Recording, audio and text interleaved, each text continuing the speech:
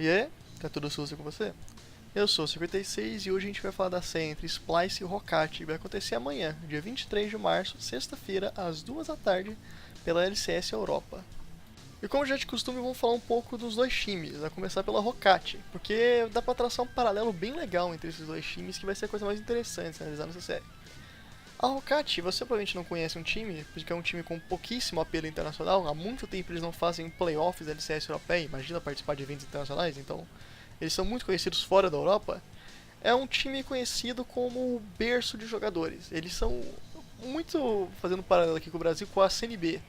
Muitos jogadores que jogam hoje da Europa em altíssimo nível em outros times nasceram na Hokage, começaram na Hokage nos times de base, jogaram os primeiros anos na equipe. O Jankos, que é o atual jungle da G2, começou na Hokage anos atrás, depois do troco de time. A botlane atual da G2, que é o Yamari e o Wadid, foram a botlane da Hokage no passado. Então eles sempre vêm com jogadores novos, com jogadores diferentes, jogam num estilo de jogo bem diferente. O Pride Stalker, que atualmente é só Pride, que tá jogando na Schalke atualmente, também é da Hokage. Muitos outros jogadores, estou falando aqui os que eu lembro de cabeça. E quando eles anunciaram que eles iam passar por uma reformulação total para esse ano, trocando todos os jogadores, todo mundo esperava que eles fossem vir com isso, 5 moleques, 5 novatos colocados lá pra colocar, evoluir e tudo mais. Mas eles surpreenderam todo mundo quando eles vieram com um time com apenas 2 novatos, um veterano e 2 jogadores estrangeiros, sul-coreanos para ser mais específico. Coisa que eu acho que eles nunca tinham feito antes. Acho que nunca um jogador estrangeiro jogou na Hokage. Porque, como eu disse, eles são conhecidos por trazer jogadores da base da Europa. Então todo mundo ficou meio de bico torto, porque isso quebra um pouco a base do time, o padrão deles. E uma coisa que esse time falta muito, que é a liderança. Nenhum desses jogadores é conhecido por ser um dos grandes líderes.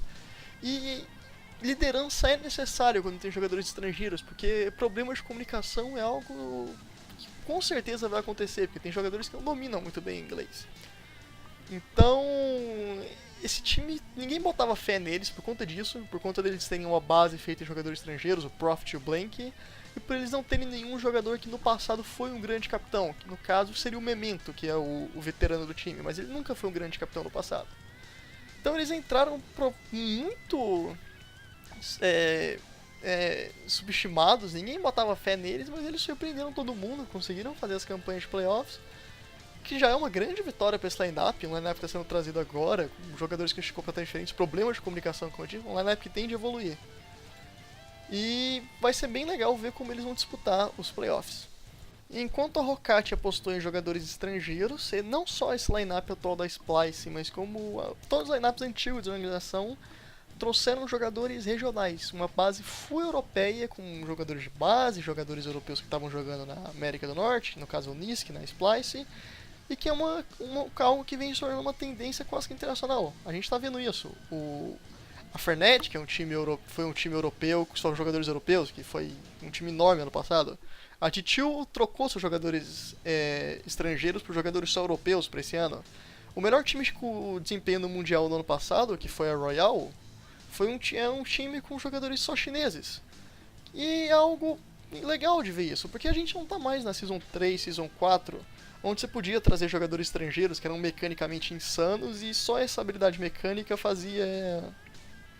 era o suficiente para fazer a diferença no time. Hoje em dia, comunicação e outras coisas valem muito mais do que a pura habilidade mecânica que os jogadores estrangeiros trazem. Então esse é o paralelo que eu acho que vai ser interessante nesse jogo. Ver como um time que montou sua base em jogadores estrangeiros, que está tendo problemas de comunicação, que está tendo problemas de liderança, vai enfrentar um time que tem sua base em jogadores completamente regionais. E por conta disso tem uma comunicação melhor, todo mundo falando a mesma língua. E vai mostrar um pouco da evolução do jogo. Mostrar um pouco, porque se você não lembra, lá em 2013, 2014... depois do 2015 também, depois do êxodo coreano, era só jogadores estrangeiros. Todo time que se preza em cada um das ligas tinha 2, 3 jogadores estrangeiros, porque a habilidade mecânica deles compensava a falta de comunicação, os problemas que eles iam ter. Mas a gente vê que isso não funciona mais assim. Vocês lembram no Mundial passado? A Fenerbahçe, que foi o time que jogou contra a T1 aqui do Brasil, e tinha 2 jogadores estrangeiros e um deles nem sabia falar inglês, o outro tinha que traduzir o que o pessoal falava pra ele. Isso na liga lá, acho que é o time da Turquia, acho que lá na Turquia funcionava eles comunicarem desse jeito, porque a habilidade mecânica isso compensa. Mas lá no Mundial não vale a pena, então como eu disse, é uma tendência jogadores só europeus. Os 3 maiores times da Europa nesse momento, os 4 maiores times da Europa têm jogadores apenas europeus, e essa é a grande coisa dessa série, o maior detalhe. Bom, e qual que vai ser o clima dessa série? Deixa eu só me corrigir um pouquinho, porque eu acabei falando muito do clima agora mesmo e falei pouco do time da Splice. Mas o time da Splice não tem muito o que falar. Eles são 5 jogadores regionais, nenhum deles é uma grande estrela, nenhum deles é um jogador fantástico, que eles jogam muito bem juntos, e esse é o grande ponto deles. Muito parecido com o que a Samsung Galaxy foi no Mundial passado.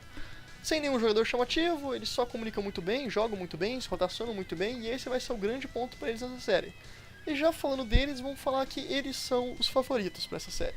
Eles tiveram uma campanha na temporada regular não só melhor, mas como mais sólida, e com certeza isso vai refletir nessa série. Mas como eu disse nos outros vídeos, há muito tempo a gente não vê esses times jogando melhor de 5, ninguém sabe como esses times vão se adaptar ao melhor de 5. Então, a Splice ser os favoritos, eles são, não significa que eles vão ganhar, muito menos significa que eles vão ganhar fácil. Vai ser com certeza uma série bem puxada. A Roccat, apesar de ser um time bem constante, se eles estiverem num dia bom, eles vão dar muito trabalho, mas a Splice ainda é a franca favorita a ganhar essa série. Então é basicamente isso que eu queria falar no vídeo de hoje, lembrando que esse é só o 3º vídeo da série aqui falando do confronto dos playoffs, dessas quartas de finais que vão acontecer no final de semana.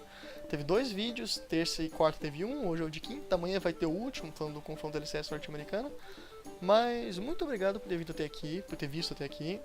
Você pode deixar seu like e comentário, principalmente o comentário, já que eu quero muito saber a sua opinião do que eu posso melhorar. Eu tô começando agora, então feedback é algo que eu valorizo muito.